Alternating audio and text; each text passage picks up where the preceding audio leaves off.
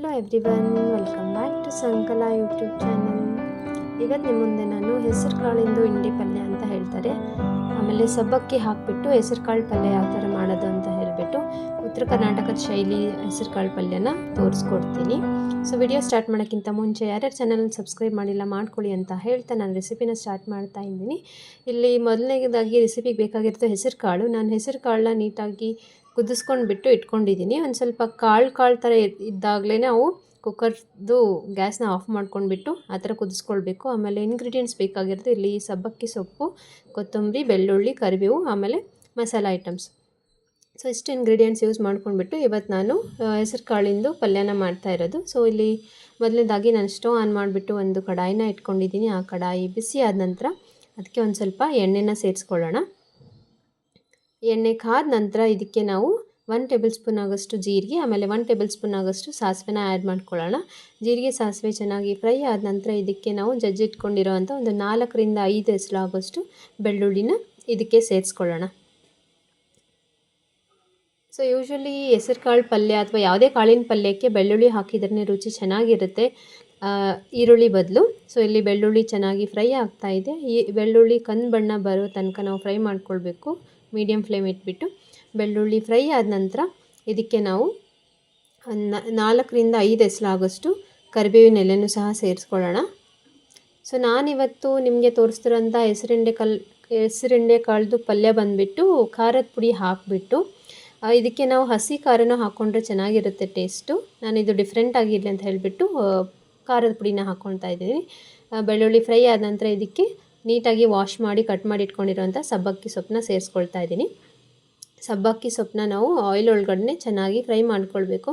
Because ಸೊಪ್ಪಿನ ಅಂಶದಲ್ಲಿ ನೀರಿರೋದ್ರಿಂದ ಅದು ಜಾಸ್ತಿ ಹಾಕಿದ್ರೂ ಕರಗಿಬಿಟ್ಟು ಅದರದ್ದು ಸ್ವಲ್ಪನೇ ಆಗಿಬಿಡುತ್ತೆ ಕ್ವಾಂಟಿಟಿ. ಸೊ ಅದಕ್ಕೆ ನೋಡ್ಕೊಂಡ್ಬಿಟ್ಟು ನೀವು ಸೊಪ್ಪನ್ನ ಯೂಸ್ ಮಾಡ್ಕೊಳ್ಳಿ. ಸೊ ಇವಾಗ ಸಬ್ಬಕ್ಕಿ ಸೊಪ್ಪು ಚೆನ್ನಾಗಿ ಬೆಂದಿದೆ. ಇದಕ್ಕೆ ನಾವು ರುಚಿಗೆ ತಕ್ಕಷ್ಟು ಉಪ್ಪನ್ನ ಸಹ ಇದರಲ್ಲೇ ಆ್ಯಡ್ ಮಾಡ್ಕೊಳ್ಳೋಣ.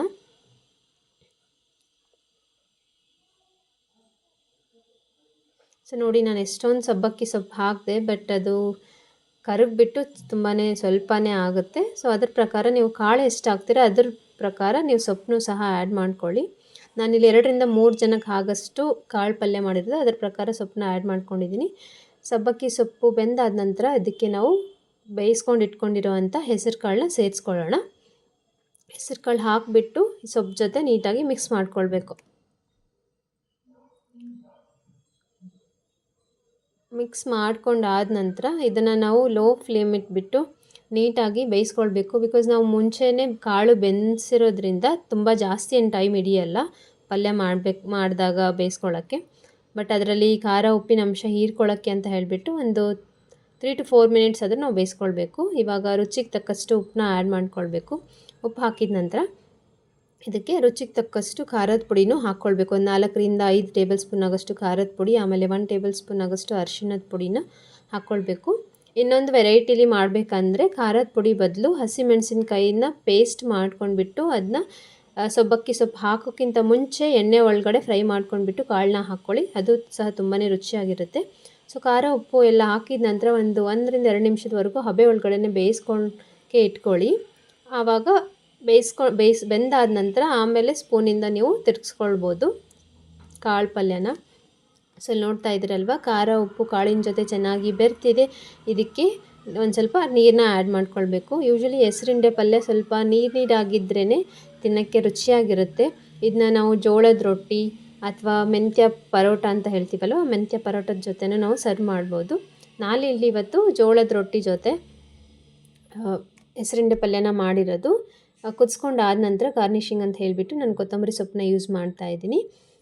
ಇಷ್ಟು ಮಾಡಿದ್ರೆ ಹೆಸರು ಕಾಳ್ದು ಇಂಡೆ ಪಲ್ಯ ಅಥವಾ ಹೆಸರು ಕಾಳ್ದು ಪಲ್ಯ ರೆಡಿ ಆಯಿತು. ಹೋಪ್ ನಿಮಗೆ ಈ ಹೆಸರು ಕಾಳು ಇಂಡೆ ಪಲ್ಯದ್ದು ರೆಸಿಪಿ ಇಷ್ಟ ಆಯಿತು ಅಂತ ಅಂದ್ಕೊಳ್ತೀನಿ. ನೀವು ಯಾವ್ಯಾವ ವೆರೈಟಿಲಿ ಹೆಸರು ಕಾಳು ಇಂಡೆ ಪಲ್ಯದ್ದು ಮಾಡ್ತೀರಾ ಅಂತ ಹೇಳಿಬಿಟ್ಟು ಕಮೆಂಟ್ ಸೆಕ್ಷನಲ್ಲಿ ಮೆನ್ಷನ್ ಮಾಡಿ ಅಂತ ಹೇಳ್ತಾ ನಾನು ಈ ವಿಡಿಯೋನ ಇಲ್ಲಿಗೆ ಕಂಪ್ಲೀಟ್ ಮಾಡ್ತಾ ಇದ್ದೀನಿ. Thank you for watching this video.